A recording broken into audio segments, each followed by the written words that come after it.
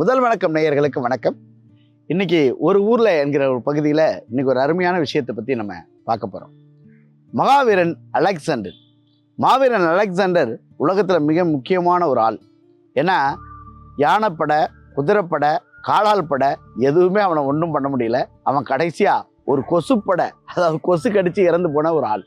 Malaria என்கிற அந்த நோய் முற்றி போய் இறந்து போன ஒரு ஆள் அலெக்சாண்டர். இந்த உலகமே போதாது என்றவனுக்கு அவனது கல்லறை குழி போதுமானதாக இருக்கிறது அப்படின்னு எழுதப்பட்டிருந்தது. அதுதான் அவன் கல்லறையில் எழுதப்பட்ட வாசகம். ஏன் அதை இவ்வளவு அழுத்தி திருத்தி சொல்கிறான் அப்படின்னா, இந்த உலகம் முழுவதும் பிடிச்சணுங்கிற ஆசை அவன்கிட்ட இருந்தது. அவன் உலகம் முழுவதும் பயணித்து வந்தான். யோசிச்சு பாருங்க. அப்போ அப்துல் ரஹ்மான் ஐயா அவர்கள் கல்லறை வரிகள் அப்படின்னு சொல்லி ஒரு கவியரங்கம் நடத்துகிறாங்க. இது தொழிலாளியின் கல்லறை, இங்கே மட்டும்தான் அவன் சுரண்டப்படாமல் இருக்கிறான் அப்படின்னு ஒருத்தர் எழுதியிருந்தார். இப்போ ஒரு கல்லறை வரிகளை வச்சு அன்னைக்கு ஒரு தலைப்பு கொடுத்தாங்க. ஏன் இதை அலெக்சாண்டரை பற்றி சொல்கிறேன் அப்படின்னா, வாழ்க்கையின் எல்லா மனிதனுக்கும் கிடைக்கிற ஒரே முற்றுப்புள்ளி மரணம்.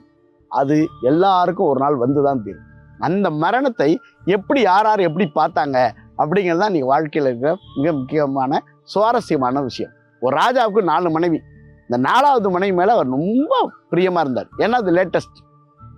3வது மனைவி மேலே நிறைய நம்பிக்கை வச்சுருந்தார், அவருக்கு ரொம்ப பிடிக்கும். 2வது மனைவியை ரொம்ப உரிமை பாத்தியமாக நிறைய அரசாங்க தகவல்கள்லாம் அவள்கிட்ட தான் சொல்லுவார். ஆனால் முதல் மனைவியை ராஜாவுக்கு பிடிக்காது. ஏன்னா அது ஓல்டு.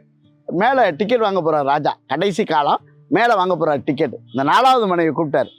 நான் செத்தா கூட வருவியான்னு கேட்டது. வாய்ப்பு இல்லை ராஜான்ட்டான். 3வது மனைவியை கூப்பிட்டாரு. 1 மாதம் கழிச்சு இன்னொருத்தனை கல்யாணம் பண்ணி பெண் போயிட்டான். 2வது மனைவியை கூப்பிட்டாரு. 2வது மனைவியை கூப்பிட்டு நீயாவது வருவியாமான்னா, சுடுகாடு வர இந்த வழி அனுப்பிக்கிட்ட அவன். இந்த முதல் மனைவி, எலும்பும் தோலுமாக இருந்த முதல் மனைவி சொன்னா, ராஜா நீங்கள் எங்கு அழைத்தாலும் நான் உங்கள் கூடவே வருவேன்னு சொன்னான்.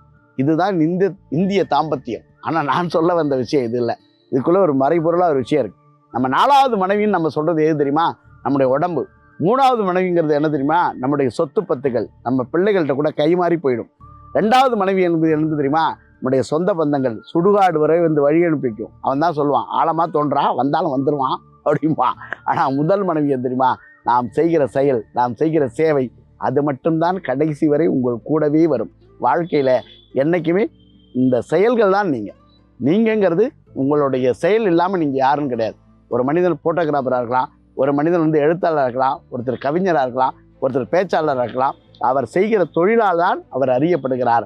அந்த செயலில் எவ்வளோ தூரம் நீங்கள் உண்மையாக உழைக்கிறீங்க அப்படிங்கிறது தான் வாழ்க்கையில் மிக முக்கியமான விஷயம்.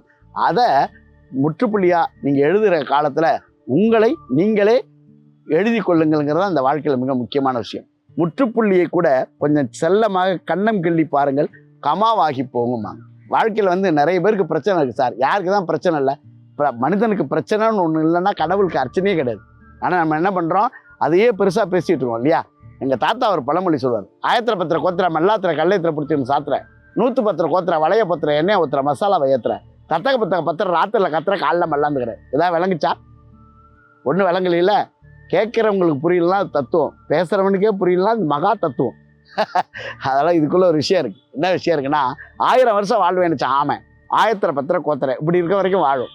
மல்லாத்திர ஒரு கல்லை ஏற்றுற பிடிச்சிக்கணும் சாத்துற, ஆமையை அடித்து கொண்டுட்டான் நம்மால். இப்படி மாதிரி நவரு போமா ஆமை கிடையாது.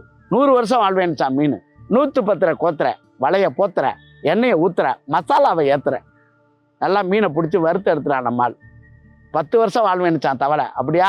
தத்தக பத்திர ராத்திரியில் கத்துற, காலைல பாருங்க ஒரு 2 வீலர் ஏற்றிட்டு போயிருப்பான், மல்லாந்துக்கிறேன். ஒரு மனிதன் எத்தனை ஆண்டுகள் வாழ்ந்தாங்கிறது முக்கியமான விஷயமே இல்லை. எத்தனை ஆண்டுகள் மகிழ்ச்சியோடு வாழ்ந்தான் என்பதுதான் வாழ்க்கையில் மிக முக்கியமான விஷயம். வாழ்க்கையில் மரணம் முத்தப்படும் போது கூட மாவீரனாக நிற்பதுங்கிறது மிகப்பெரிய விஷயம். அந்த விஷயத்தை செய்வதில் மிக அற்புதமான மனிதர்கள் நம்ம நாட்டில் நிறைய பேர் இருந்திருக்காங்க. ஒருத்தர் 2 பேர் இல்லை. நீங்கள் யோசிச்சு பாருங்கள். பகத்சிங்கை தூக்கில் போட்டாங்க. பகத்சிங்கை தூக்கில் போடும்போது அவங்க அப்பா கடிதம் எழுதினார், என் மகனை விட்டுருங்க.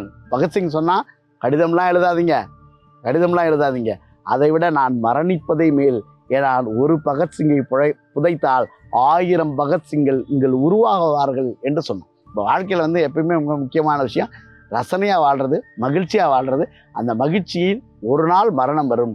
அது வரும்போது நாம் இருக்க மாட்டோம், நாம் இருக்கும்போது அது வராதுங்கிற நம்பிக்கையோடு வாழ்வதுதான் மனித வாழ்க்கையோட மிகப்பெரிய அடிப்படையான விஷயம். அதனால் ரொம்பவே படுக்கையில் பூ இருந்தால் வாழ்க்கை தொடங்குகிறதுன்ற அர்த்தம். அந்த வாழ்க்கையை நீங்கள் அதிசயமாக ரசித்து சுவைத்து வாழுங்கள். நீங்கள் வாழ்ந்து முடிச்சது அப்புறம் கூட உங்களை பற்றி 4 பேர் பேசுகிறாங்க அப்படின்னா நீங்கள் மிக சரியாக வாழ்ந்திருக்கிறீர்கள் என்று பொருள். உங்களை பற்றி யாருமே பேசலைன்னா நீங்கள் சரியாக வாழலைன்னு பொருள். ஒரு இறுதி ஊர்வலம் போகுது, இறுதி ஊர்வலத்தில் பின்னாடியே 4 பேர் போகும்போது, நல்ல மனுஷன் சார், அற்புதமான மனுஷன், திடீர்னு அப்படி போயிட்டார் சார் அப்படின்னு சொன்னால் அவர் நல்லா வாழ்ந்திருக்காருன்னு அர்த்தம். இதுவே லேட்டு மாப்பிள்ள, 7 வருஷம் முன்னே எதிர்பார்த்தது, இவெல்லாம் நாட்டுக்கு பூமிக்கு பாரம் அப்படின்னு சொன்னான்னா இவர் ஒன்றும் கிளிக்கலன்னு அர்த்தம். அதனால் நல்லபடியாக வாழ்ந்து முடிக்கிறதா மனித வாழ்க்கையின் மிகப்பெரிய சிறப்பு. அதனால் மரணத்தை முத்தமிடும் போது கூட மனித நேயத்தோடு முத்தமிடுவோம், வாழ்ந்து காட்டுவோம். நன்றி, வணக்கம்.